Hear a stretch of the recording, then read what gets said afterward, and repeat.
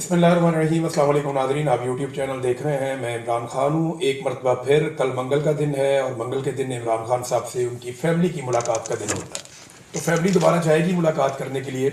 इमरान खान की बहनें तो टलने वाली नहीं है, वो तो कहती हैं हम जाएंगे अपने भाई के लिए और उसे कहते तन्हाई में हम नहीं रहने दें। अब इमरान खान साहब की बहनें मुलाकात करने के लिए जाएंगी, रियासत दोबारा से रोकेगी, वही हटदर्मी में दोबारा नजर आएगी और वही सिलसिला दोबारा चलेगा। मामला सिर्फ इतना है कि फील्ड मार्शल आसिम मुनीर इमरान खान साहब से अपनी नफरत का इजहार खुद भी कर रहे हैं और अपने टाउट्स के जरिए भी करवा रहे हैं। उन्होंने सारे हरबे इस्तेमाल कर लिए हैं, लेकिन इमरान खान को तोड़ने में वो नाकाम रहे।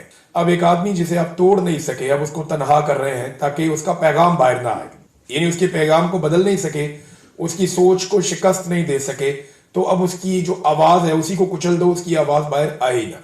तो इसके लिए इमरान खान साहब की बहनों से उनकी मुलाकात, जो एक बुनियादी हक है एक कैदी का कि उसकी मुलाकात करवाई जाए, अदालती ऑर्डर उनके पास है, अदालती अहकामात के मुताबिक तो मुलाकात होनी चाहिए, लेकिन उसके खिलाफ किया जाता है और मुलाकात नहीं की जाती। बूटों तले रोंद दिया जाता है अदालती अहकामात को। एक दफा फिर पाकिस्तान तहरीक इंसाफ ने पोस्टर जारी कर दिया है और ये पोस्टर है जनाब बरतानिया में फिर से एहतजाज का कि यहाँ पे हम दोबारा धरना देंगे मंगल वाले दिन।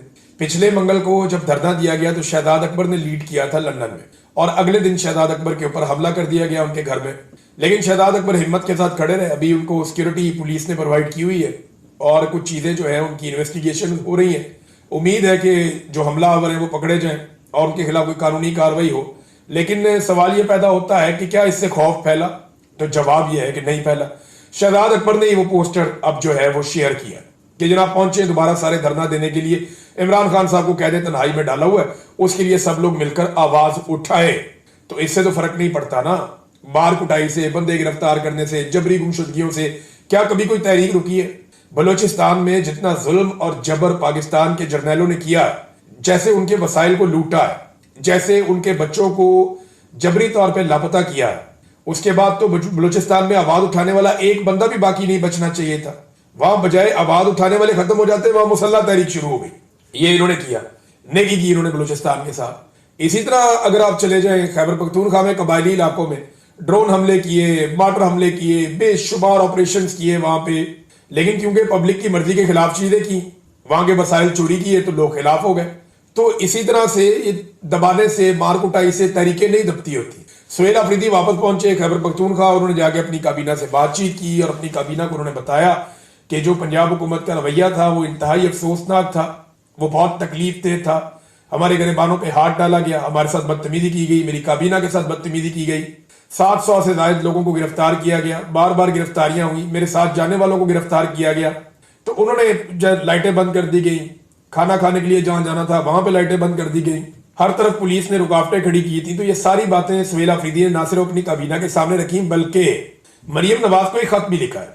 ये इंतहाई जमहूरी तरीकाकार है।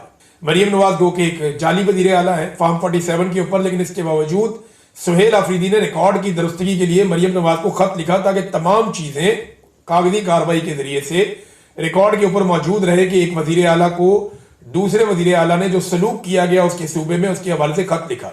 उन्होंने लिखा कि मेरे दौरे के दौरान जिस अंदाज में मामला को डील किया गया वो कोताही नहीं बल्कि जानबूझकर किया गया। जो हुआ वो इंतजामी खामी थी, ना ही हादसाती, बल्कि आईनी ओहदा और बैनुस्सवाई इज्जत को खराब किया गया। उन्होंने कहा कि मैंने 4 करोड़ लोगों के नुमाइंदे की हैसियत से लाहौर का दौरा किया। जो कुछ भी मेरे साथ हुआ वो किसी भी तौर पर एक अवामी नुमाइंदे के शायन शान नहीं था। मार्केटें और अवामी मुकामात को बंद करके लाहौर के शहरियों को तकलीफ दी गई, मोटरवे रेस्ट एरिया तक बंद रखा गया, सोशल मीडिया पे मेरे खिलाफ मुहिम चलाई गई, मनशियात स्मगलिंग तक से जोड़ा गया और ये पंजाब हुकूमत की जेर निगरानी हुआ। ऐसे रवैये और अंदाज से मेरी शख्सियत को तबाह करने की कोशिश की गई जिसे किसी भी तौर नजरअंदाज नहीं किया जा सकता। इंतजामी तौर पर ऐसे हरबे इस्तेमाल किए गए जिनका मकसद तज़हीक करना था। उन्होंने कहा ऐसे तरीकों से रियासती यूनिट्स में हम आंगी को खत्म करने की कोशिश की गई। मैं खत के जरिए इस अंदाज और तौर तरीकों पर भरपूर एहतजाज करता हूं, तवक्को रखता हूं कि इनका अजाला करते हुए मुस्तकबिल में इनसे इज्तनाब बरता जाएगा। खत को मुस्तकबिल में किसी भी किस्म की आईनी, कानूनी और बैनुस्सवाई कार्रवाई के लिए रिकॉर्ड पर रखा जाए। ये उन्होंने कहा जी कि इसको खत को आप रिकॉर्ड के ऊपर रख लें ताकि आइंदा सनद रहे और बवक्ते जरूरत काम आए। ये जो कुछ भी आपने गंद मारा पंजाब में, तो सुहेल अफरीदी ने वो लिखकर बता दिया।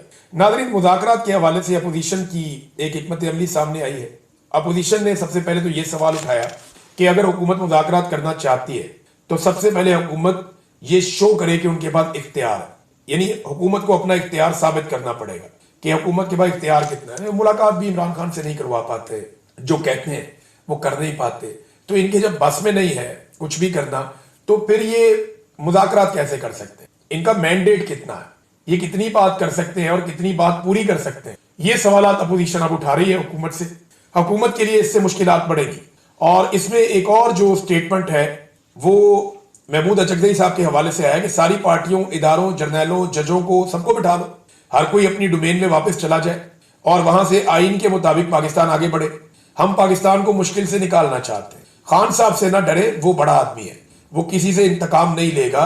ये अल्लामा राजा नासिर अब्बास साहब ने भी कहा, यही बात जो है महमूद अचकज़ई साहब ने भी कही, और उन्होंने बड़ा क्लियर मौक़िफ़ दिया। और पाकिस्तान तहरीक इंसाफ ने कैटेगोरिकली कहा कि जी मुज़ाकरात का इनको इख्तियार दिया हुआ है इमरान खान साहब ने, तो ये मुज़ाकरात कर लें। महमूद अचकज़ई साहब, अल्लामा राजा नासिर अब्बास साहब, इनके पास मैंडेट है, आप इनसे बात करें, जाके आप मुज़ाकरात करें। लेकिन पाकिस्तान तहरीक इंसाफ तो तैयारी करती रहेगी एहतजाज की। जो इमरान खान साहब ने कहा कि स्ट्रीट मूवमेंट हमने चलानी, तो इमरान खान साहब की पार्टी एहतजाज की तैयारी कर रही है। दूसरी जानिब आपके सामने है कि जो मुज़ाकरात वाले हैं मुज़ाकरात पे बात कर रहे हैं, लेकिन मुज़ाकरात के लिए हुकूमत को पहले अपना इख्तियार साबित करना पड़ेगा। सिंध में स्ट्रीट मूवमेंट पर काम शुरू हो गया है। बहुत सारे शहरों से, बहुत सारे इलाकों से बहुत सारी वीडियोज आई हैं जहां पे गली मोहल्लों के अंदर लोगों को एंगेज किया जा रहा है, लोगों तक मालूमात पहुंचाई जा रही है, अगली आने वाली स्ट्रीट मूवमेंट के लिए उन्हें मोटिवेट किया जा रहा है। और दूसरा, जैसे मैंने आपको बताया था कि खैबर पख्तूनख्वा के अंदर अब एक बड़े पैमाने पर स्ट्रीट मूवमेंट के लिए एक एक्टिविटी का आगाज होगा, और वो एक्टिविटी आप आने वाले दिनों में देखेंगे। और यही वो हफ्ता है जिसके अंदर मेरे ख्याल में अनाउंसमेंट हो जाएगी, और अनाउंसमेंट के बाद अमली तौर पे काम शुरू हो जाएगा। फिर आप देखेंगे कि बहुत तेजी से स्ट्रीट मूवमेंट आगे की तरफ बढ़ेगी पंजाब के अंदर। उसके बाद ये सिलसिला शुरू होगा। और बलूचिस्तान, आप जानते हैं कि वहां पे पाकिस्तान तहरीक इंसाफ की क़यादत बड़ी तगड़ी है। तहरीक इंसाफ के जो लोग हैं वो बलूचिस्तान में बड़े कमिटेड हैं, और जब वहां पे ये मूवमेंट जाएगी तो वहां बड़ी तेजी से पैगाम पहुंचता है, और बलूचिस्तान भी इसके अंदर शामिल हो जाएगा। फिर आज़ाद कश्मीर में आगे इलेक्शन आ रहा है, और गिलगित बल्तिस्तान में, तो यहाँ पे बड़े पैमाने पर एक्टिविटीज की उम्मीद की जा रही है स्ट्रीट मूवमेंट के हवाले से।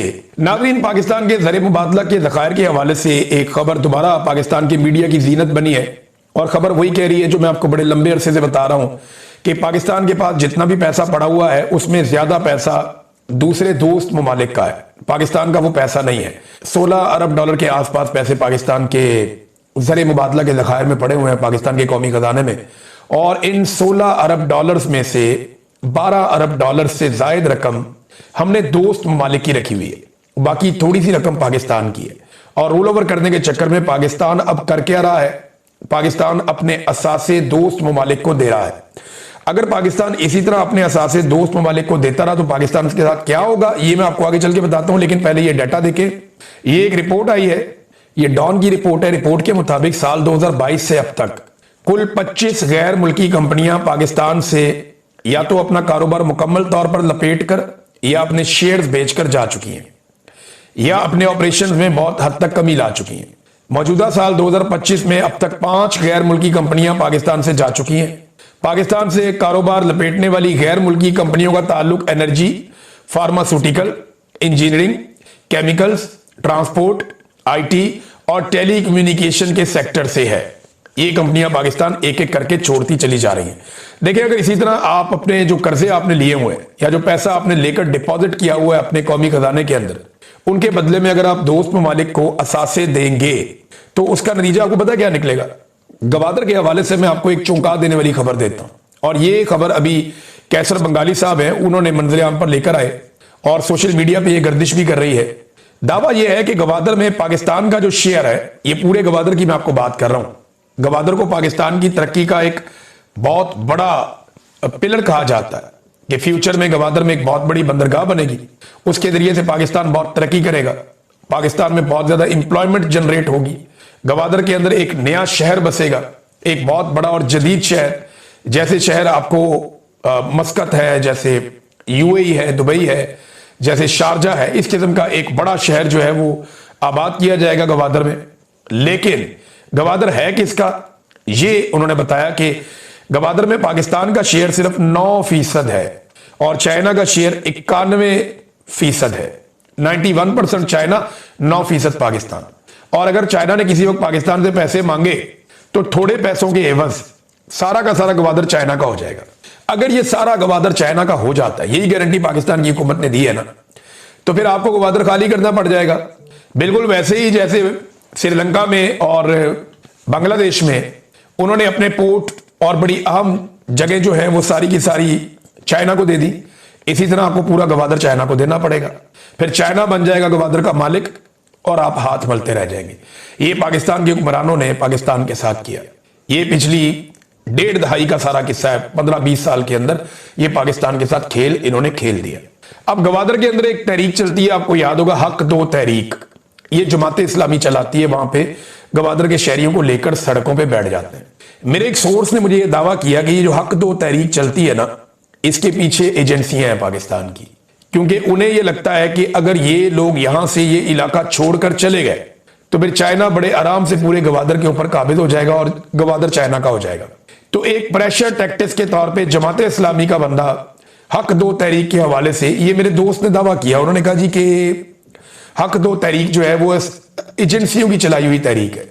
गो के उनके मुतालबे बड़े अच्छे लगते हैं कि जनाब समंदर के अंदर शिकार ना खेलें, कोई ट्रेलर माफिया ना आए, कोई शराब नोशी ना हो, कोई रास्ते बंद ना किए जाए। तो मुतालबात उनके बड़े अच्छे लगते हैं सुनने में, या हमें यहां से ना निकाला जाए, हमें नई जगहों पे शिफ्ट ना किया जाए।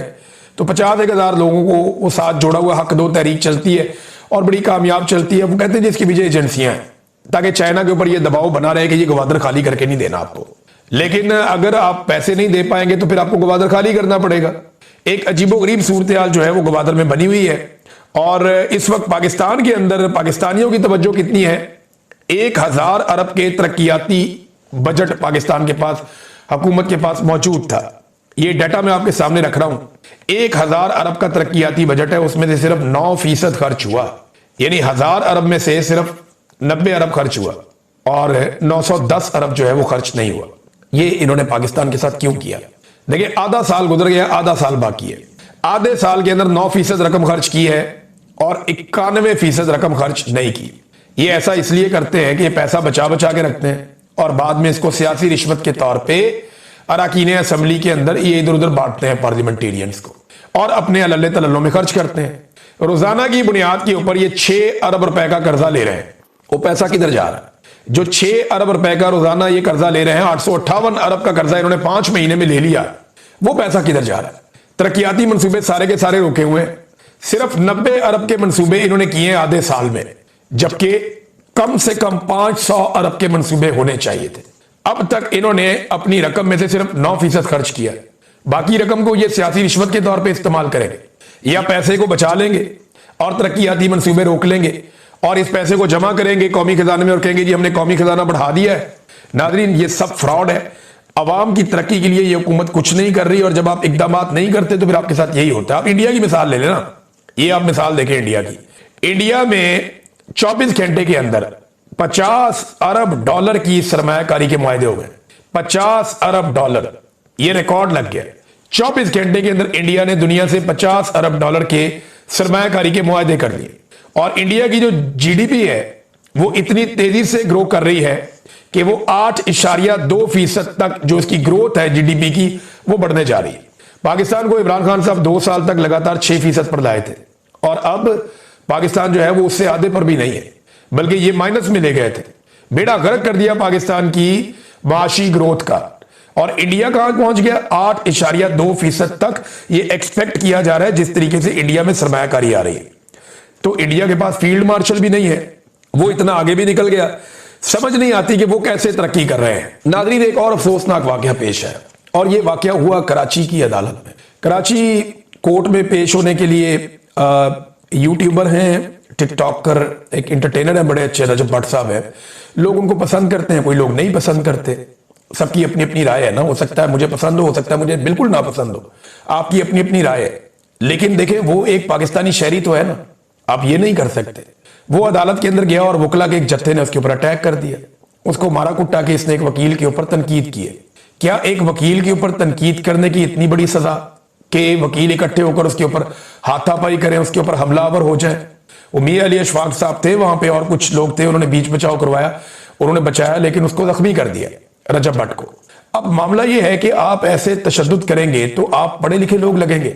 अगर इस तरह जत्थेबाजी करनी है तो फिर अदालतें बंद कर दे।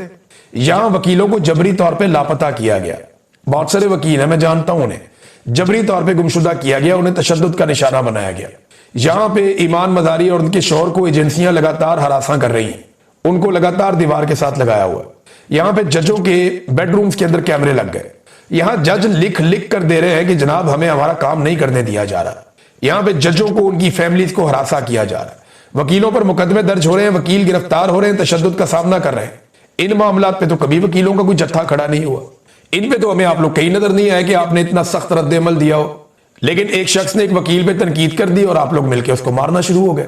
ये इंतहाई नामुनासिब है और ये एक चीप हरकत है और सस्ती शोहरत का एक तरीका है और कुछ भी नहीं है।